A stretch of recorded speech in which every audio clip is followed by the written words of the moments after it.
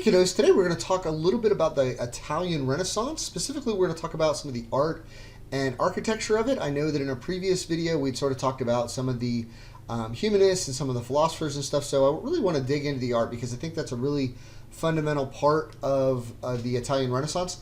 Now, I will say flat out, I am not an art expert. I did not major in art history. And so I'm going to try to hit some highlights, though, for you and point out some things that I think are going to be really important to you for understanding and getting some true flavor for what the Renaissance was really all about. So I think a good way to start is to get an impression of what the art looked like before the Renaissance. So this is the pre-Renaissance era. This is what we would call the late Gothic style of the sort of the late medieval period. This is a painting by a guy named PAOLO UCCELLO. And St. George and the Dragon, which is a very common theme. You'll see a ton of these sorts of paintings out there. And what you'll notice here is that there's this sort of fantastical, pose to it. And really what I want you to really notice is that all the figures in it are really flat. Like there's no perspective really that we would think about in a modern sense. I mean, there's a little bit as we're going up the hill here. But like all of these characters look very flat. And there's no like sort of three-dimensionality to them at all. And you're really going to see a big difference in that. Also, things were pretty unrealistic in their coloring and, of course, the material. But I mean, like that doesn't matter. It's art, right? But like certainly the coloring and like just the perspective of the figures, the anatomical structures, none of that was really correct in the late Gothic style. So let's jump into the Renaissance then, and really sort of like the first real Renaissance artist is a guy named Masaccio. Masaccio really, I think universally is probably going to get acclaimed as the first real Renaissance artist. And I think even just looking at this piece here, the Tribute Money, and he's done a ton of pieces. I've just got to pick some. You can really see, if you look at this looks like a Renaissance painting. Now, part of that's just because it's old, and so, you'll see some of that. But like you see much more realistic figures. You can see some perspective here. I didn't draw any lines on here, but you can sort of see that everything is sort of pointing down to Jesus's head. The perspective sort of goes there. You can see a real three-dimensionality. You can see that this figure is in front of Jesus and that these figures are behind him. You can see all of that. And so there's a definite vanishing point. There's a definite linear perspective to the whole thing. It's a much more natural painting. It doesn't seem really fantastical as it would have had it been a Gothic painting. And then we're going to see what I'll point out here in a couple of slides as well is this Renaissance idea of chiaroscuro. And this is a really strong contrast between dark and light. And so you see this really dark side over here, and then you see these very light sides here as well. You see the faces are very light, and then the other parts of them, especially if you see Jesus's lower half here, is not very light at all. It's very dark.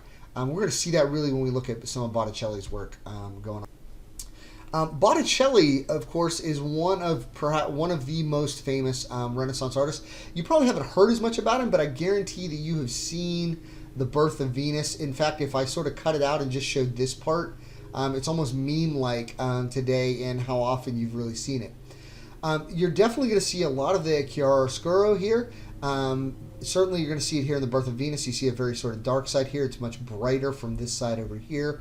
And in Primavera, there's just like this really jump at you contrast between the really dark forest and then the really brightly colored figures here.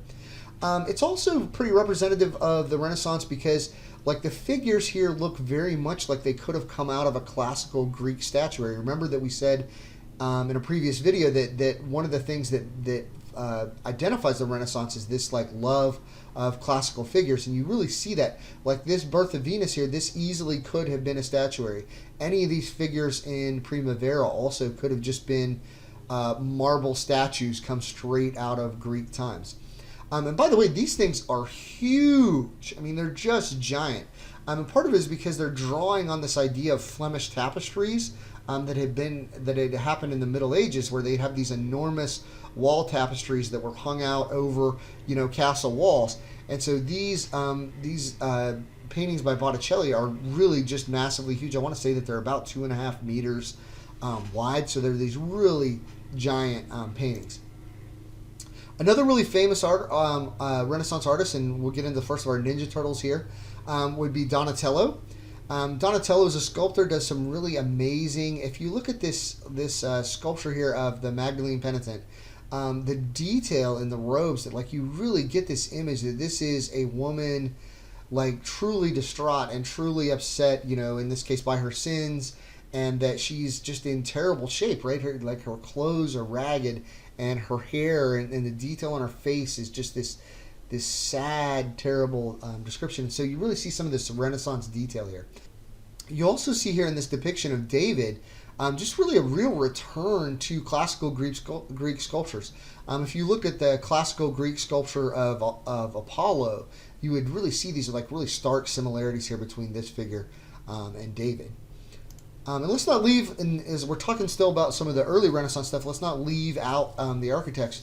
Brunelleschi is just almost like a world-changing sort of figure that I really don't think probably gets all the credit that he gets. He's really in many ways like the first of our, say, modern architects, modern engineers. And to construct the Dome of Santa Maria, which he actually did with one of his big rivals, he actually has to develop like new machinery essentially to haul things up so that they could build this dome. And when they built it, it was the biggest dome in the world at that time. And you can also see here, if you look at the inside of the Basilica of the Holy Spirit here, you see these Greek columns, you see the Roman arch structures there. And then you see like what will become characteristic of a lot of the Renaissance architecture, these wide open spaces. And if you think about humanism, the idea that like there's this open space to allow for people. In other words, this church building definitely was built for worship, but it was also built to encompass the people that were then giving the worship to God as well. And so you definitely see sort of a humanistic element there in the architecture as well.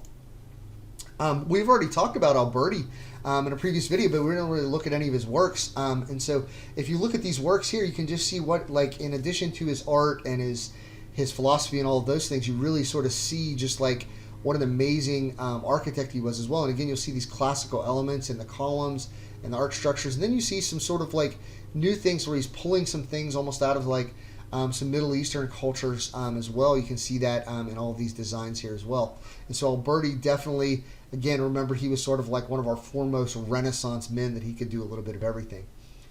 And as we shift into the later part of the Renaissance, Palladio is an architect also, but he's more from the later part.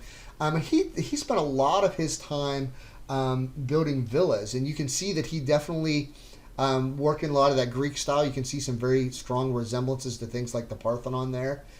He considered the Roman architect Vitruvius as his model, as did Alberti, by the way, as well. Vitruvius, you've probably heard that before, and that's because Da Vinci's famous drawing of the Vitruvian Man.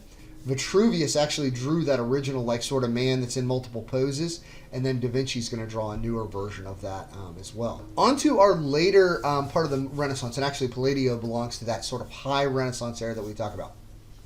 Of course, the grand master of all grand masters is Michelangelo. And really, Michelangelo, I might do a separate video just on him and Da Vinci later, just because they're that world-changing. But I wanted you to see some of the art in the video. If I'm going to make a video on Italian Renaissance, I can't not mention Michelangelo. You see his David here, and if you sort of look back and think about Donatello's David, and then you look back to Michelangelo's David, you just see like power in Michelangelo's David, and the sheer like amount of detail that Michelangelo is going to put in there. And really, even though this is a figure almost in repose, even though it's David about to slay Goliath, you still just you can feel the action almost in it. The Pieta is probably one of Michelangelo's most famous sculptures. Again, just for the amazing amount of detail that's going on. And not only, of course, was he a sculptor, but he was a painter as well. He painted the Sistine Chapel, this part of the Sistine Chapel ceiling, the creation of Adam, probably one of the most famous works of art in the world. And then, of course, there's his tomb of Pope Julius II. Sort of gets a lot of like misinformation. A lot of people will assume that like he put the horns on here to sort of indicate that Pope Julius was like the devil. Which he may indeed have thought, but actually that's sort of a biblical allusion. There's biblical allusion to having horns there. He was sort of basing this off of some sculptures of Moses, which is what Julius wanted him to sort of portray him as. So Michelangelo, far and away, probably the most important artist.